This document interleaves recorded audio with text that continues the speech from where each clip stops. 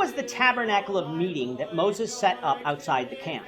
This is the question that we seek to answer today as we continue our verse-by-verse study of the book of Exodus on walking through the Bible. The glory of his cross. If you have a Bible with you, you can turn to Exodus 33. We're going to be reading from verses 7 to 11. If you don't have a Bible, don't worry. Just follow along with us on the screen. The version that we'll be reading from is the New King James Version. So, Exodus 33, beginning at verse 7. Moses took his tent and pitched it outside the camp, far from the camp, and called it the Tabernacle of Meeting.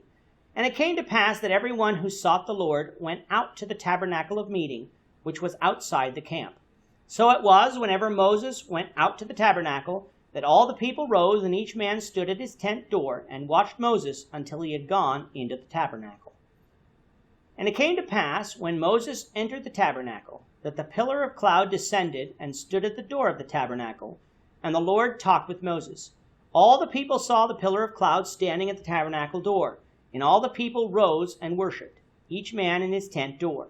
So the Lord spoke to Moses face to face, as a man speaks to his friend. And he would return to the camp, but his servant Joshua the son of Nun, a young man, did not depart from the tabernacle. In our last episode, we had God telling Moses of his plans to have Israel leave Sinai and depart for the promised land.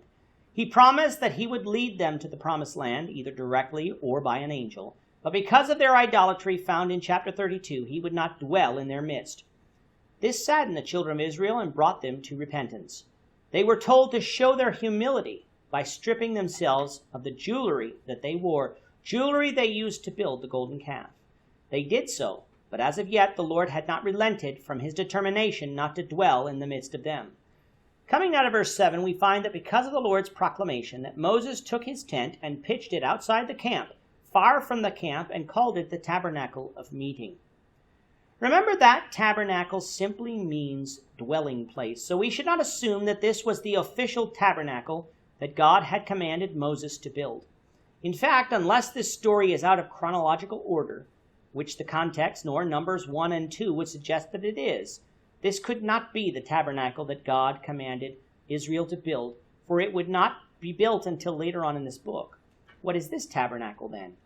It is simply a temporary tabernacle Moses set up so that he could speak in the presence of God away from the children of Israel, but not upon Mount Sinai.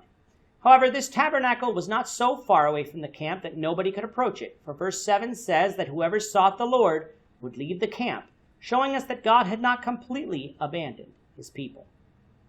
Whenever Moses went to this tabernacle, all the people arose, showing us that they now viewed Moses as the man of God, and not simply as the one who led them out of Egypt. When Moses entered the tabernacle, the pillar of cloud descended and stood at the door of the tabernacle. It was there that the Lord talked with Moses. I'd like us to notice the difference in the language concerning this tabernacle when compared to the actual tabernacle that was built at God's instructions. In Exodus 40, in verses 34 and 35, we read, "Then the cloud covered the tabernacle of meeting, and the glory of the Lord filled the tabernacle. And Moses was not able to enter the tabernacle of meeting, because the Lord rested above it. And the glory of the Lord filled the tabernacle." In the official tabernacle, there was the Ark of the Covenant with the mercy seat. There was the holy place and the most holy place. There were the holy items. In that tabernacle, the glory of the Lord filled the tabernacle.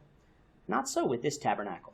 God merely came to the door of this tabernacle to converse with Moses. His glory did not fill this tabernacle, showing us yet again that this tabernacle was different.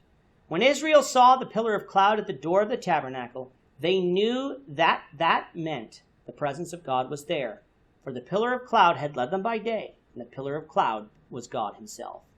So they worshiped God, every man at his tent door. Worship literally means to bow down, so the imagery presented here was that Israel was bowing down towards this tabernacle, a sign of respect and reverence for God. Just think about it. Days earlier, this people had been worshiping an idol as if it was God. But now they had learned their lesson and knew that nothing could represent God, for God is too great and too wonderful to behold. Thus they worshiped God properly by showing him the respect and honor that he deserved. Verse 11 concludes this episode by saying that the Lord spoke face to face with Moses as with a friend. This does not mean that Moses saw the face of God, for later on in this chapter, God would tell Moses that one would die if he did this. If this phrase face-to-face doesn't mean that, then what does it mean? It means that God spoke with Moses directly. He didn't use an angel or some other means to communicate with Moses. He was physically present and spoke directly with Moses, even though Moses could not see his face directly. Once Moses was done speaking to God, he would return to the camp. However, Joshua would remain at the tabernacle, probably as a guard.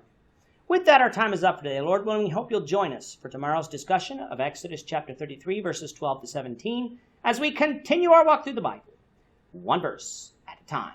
I'm not ashamed. Thank you for watching today's episode.